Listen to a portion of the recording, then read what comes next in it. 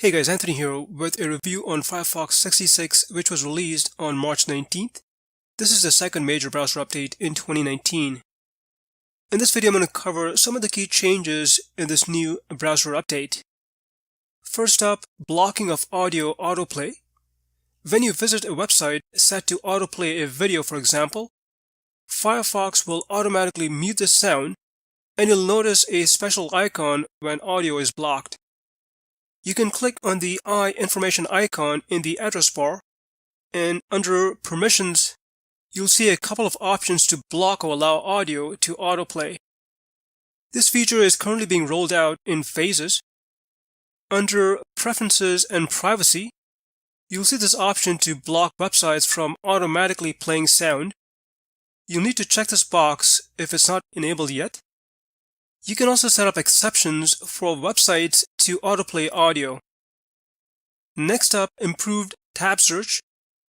When you have a lot of tabs open, for example here I have several tabs open, you will now be able to use the tab overflow menu and use the search tabs option to search within all of the open tabs by typing a search term in the address bar.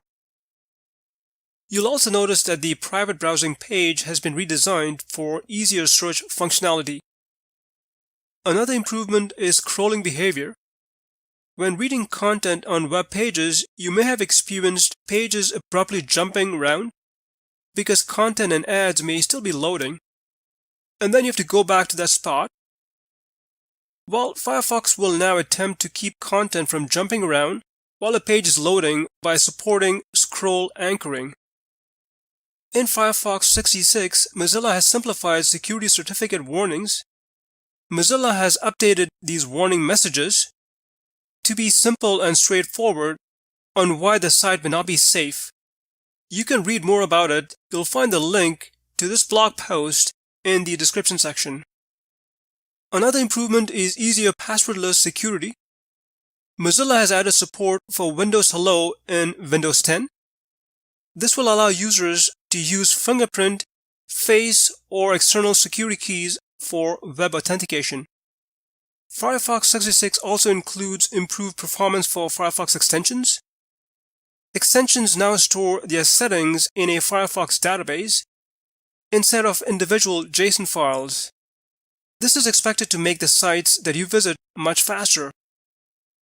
Another performance improvement in Firefox 66 is with the content processes.